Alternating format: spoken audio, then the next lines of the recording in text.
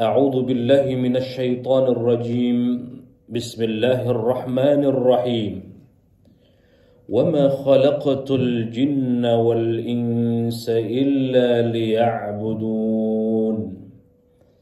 Shadaqallahul azim wa sadaqa rasulullahil karim. Wa nahnu ala dzalika minasy syahidin wasyakirin. Walhamdulillahi rabbil alamin. Hadirin ma'asyiral muslimin sidang Jum'ah rahimakumullah. Di kesempatan yang mulia ini marilah kita senantiasa meningkatkan kualitas dan kuantitas keimanan dan ketakwaan kita kepada Allah Subhanahu wa taala. Dengan terus berupaya imtithalul awamir wajtinabun nawahi. Berupaya sekuat tenaga untuk menjalankan semua yang diperintah Allah dan menjauhi semua yang dilarang Allah Subhanahu wa taala. Hadirin yang dimuliakan Allah, salah satu orientasi hidup kita di dunia ini, yang hidup kita ini tentu tidak lama, yang disebutkan oleh baginda Rasul baina sittin wa sab'in.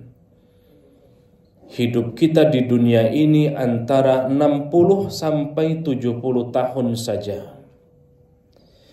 Maka satu di antara sekian banyak yang penting dari orientasi hidup kita ini adalah bagaimana orientasi hidup kita ini tujuannya hanya satu, yakni orientasi ibadah kepada Allah Subhanahu wa taala.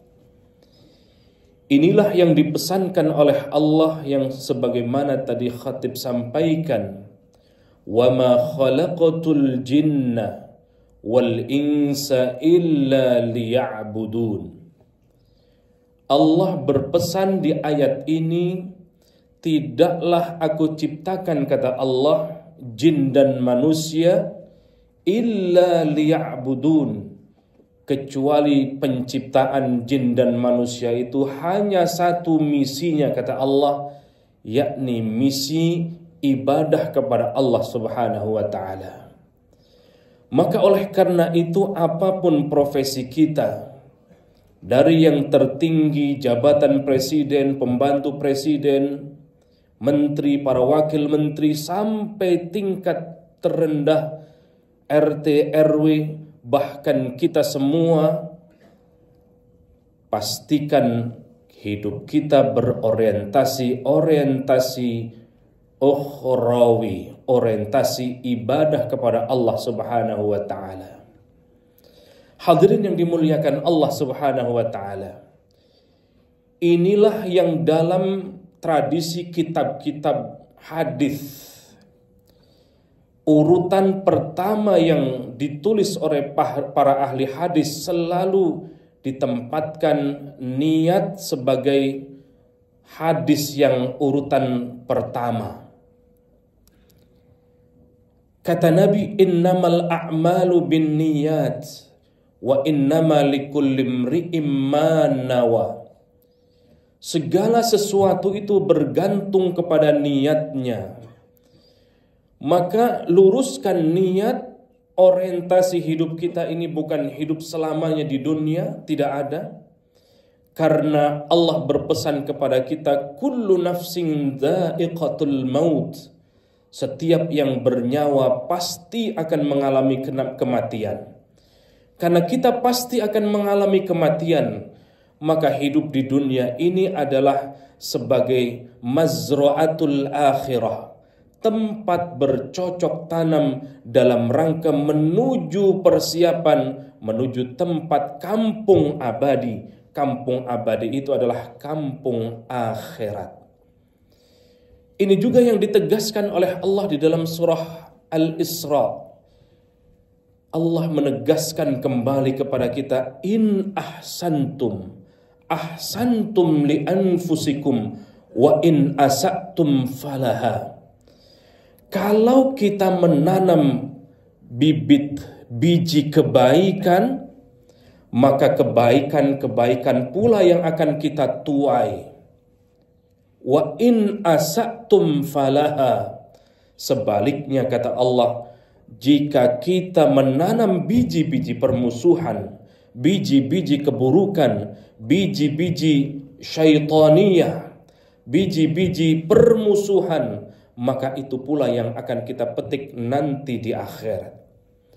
Maka oleh karena itu, waktu yang tidak lama ini, apatah lagi usia kita bisa jadi sudah separuh perjalanan, bahkan kullu nafsin dha'iqatul maut, setiap yang bernyawa pasti mati. Maka persembahkanlah hidup di dunia ini untuk sesungguhnya pergi menuju negeri akhirat, yakni negeri keabadian, yakni negeri kebaikan-kebaikan.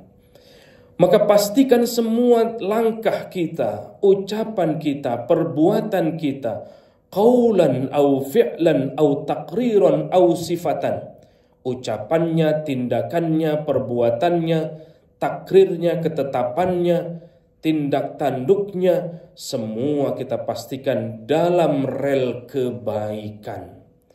Kalau rel kebaikan, maka insya Allah walal akhiratu khairul laka minal ula. Sesungguhnya tempat terbaik, tempat kembali yang terbaik adalah tempat negeri akhirat. Hadirin yang dimuliakan Allah Subhanahu wa taala, melalui pesan di ayat yang tadi khatib sitir, wa ma khalaqtul jinna wal insa illa liya'budun. Allah menjadikan jin dan manusia hanyalah misinya satu. Misinya adalah menyembah kepada Allah, ibadah kepada Allah Subhanahu wa taala. Sehingga kita memastikan semua yang kita kerjakan, ucapan kita, ucapan yang diridhoi oleh Allah Subhanahu wa taala, tindakan yang kita kerjakan, tindakan yang diberkahi oleh Allah Subhanahu wa taala, dan semua amalan-amalan kita pastikan ridho tidak Allah kepada perbuatan yang kita kerjakan. Ada satu pesan pendek, pesan penting yang menjadi menutup dari khutbah singkat ini. Di dalam kitab Riyadhus Shalihin, Al-Imam An-Nawawi Ad-Dimashqi berpesan, baginda Rasul sallallahu alaihi wasallam, mungkin ada di antara kita kegamangan hati dalam bertutur, bertindak, berperilaku, maka Nabi berpesan pendek, pesannya singkat tetapi insya Allah penting, yang tertuang dalam kitab Riyadhus Shalihin karya Syekh Al-Imam An-Nawawi Ad-Dimashqi. Apa pesan Rasulullah sallallahu alaihi wasallam? Kata Rasul, istafti qalbak. Mintalah fatwa kepada hatimu ketika amalan-amalan kita atau kerjaan kita atau apapun yang kita pekerjakan, apapun yang kita lakukan ini ada kegamangan hati, maka kata Nabi, istafti qalbak. Mintalah fatwa kepada hatimu. Maka hatimu insya Allah tidak bisa dibohongi. Itulah hati nurani kita masing-masing. Mudah-mudahan apa yang khatib sampaikan ini bermanfaat buat kita semua, sehingga kita memastikan semua perbuatan kita, tindakan kita Allah ridho atau tidak, dan pastikan semua yang kita kerjakan bernilai ibadah kepada Allah Subhanahu wa taala sebagai bekal menuju negeri akhirat, negeri keabadian kita semua. Barakallahu li wa lakum fil Qur'anil azim wa nafa'ani wa iyyakum bima fihi minal ayati wadh-dhikril hakim wa taqabbala minni wa minkum tilawatahu innahu huwal ghafurur rahim.